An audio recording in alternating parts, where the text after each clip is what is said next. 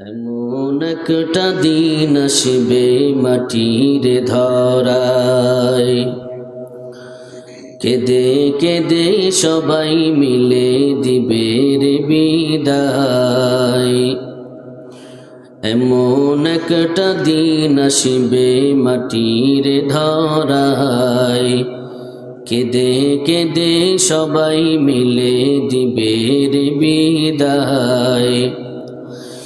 কেউ বা দিবে গরম পানি, কেউ বা দিবে গোসল জানি, কেউ বা দিবে গরম পানি, কেউ বা দিবে গোসল জানি, কেউ বা আবার সাদা কাফনে দিবে রে বিদায়। এমন একটা দিন আসিবে মাটির ধরায়, ও যাবে না রে তোর সাথে মন, ক্ষমতার বাড়ি গাড়ি, পড়ে রবে সব কিছু তোর, রবে না রে বাহাদুরি। ঠিক না বে ঠিক? আস্তে কন। যাবেন, ক্ষমতা নিয়ে যাইতে পারবেন? কেউ নিয়ে গেছে? যাবে না রে তোর সাথে মন, ক্ষমতার বাড়ি গাড়ি, পড়ে রবে সব কিছু তোর, রবে না রে বাহাদুরি। পড়ে রবি একার তুই,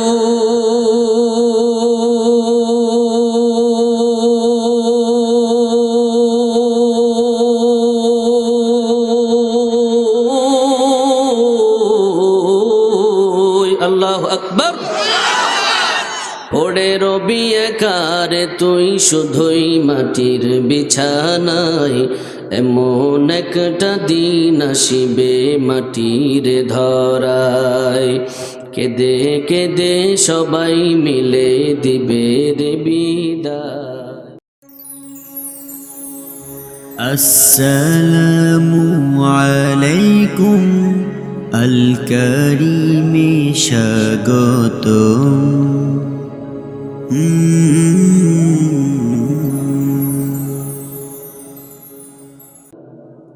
একটা যুবকের দৃষ্টান্ত তোমাদেরকে শোনাইতে চাই। খুলনার এক যুবক, ওই যুবক আমার বয়ান শুনে আলহামদুলিল্লাহ গালের মধ্যে দাড়ি রাখছে।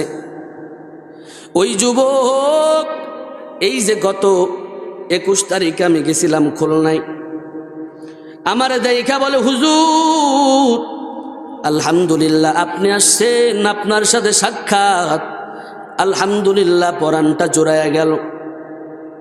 আমি বললাম, রে যুবক ভাই, সংসার কেমন চলে, দিনকাল কেমন যায়? আল্লাহর বান্দা ডাক দেয়া বলে, হুজুর এই দুনিয়াটা বড় কঠিন, দুনিয়ার জমিনে কেউ ভালো জিনিস দেখতে পারে না। এরে যুবক, তোমার পায়ে হাত দিয়া বলি, রে যুবক, ওই যুবকের কথাগুলো একটু শুনো। ও পর্দার অন্তরালের মা, পর্দার অন্তরালের বোন, ভালো করে দিলের কান লাগায় শুনো রে ভাই। আল্লাহর ওই বান্দা ডাক দেয়া বলেন, হুজুর আমি আমার স্ত্রীর কাছে যখন প্রথম যাই আপনার বয়ান শোনার পরে, আমি আমার স্ত্রীরে বললাম, আমি আমার গালের ভিতরে দাড়ি রাখার নিয়ত করে ফেলাইছি।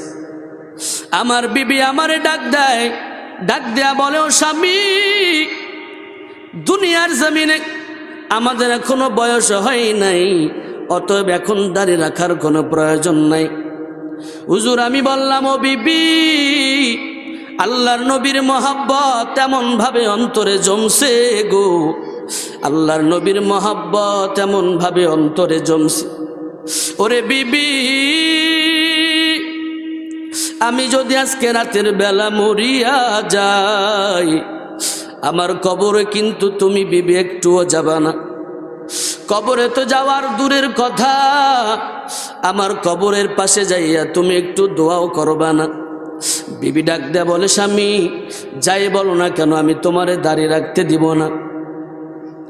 আল্লাহর বান্দা যুবক আমার ডাক দেয়া বলে, হুজুর আল্লাহর উপরে ভরসা করে নবীর মহাব্বত অন্তরে জমা করে গালের মধ্যে অস্ত্র লাগানো বন্ধ করে দিলাম।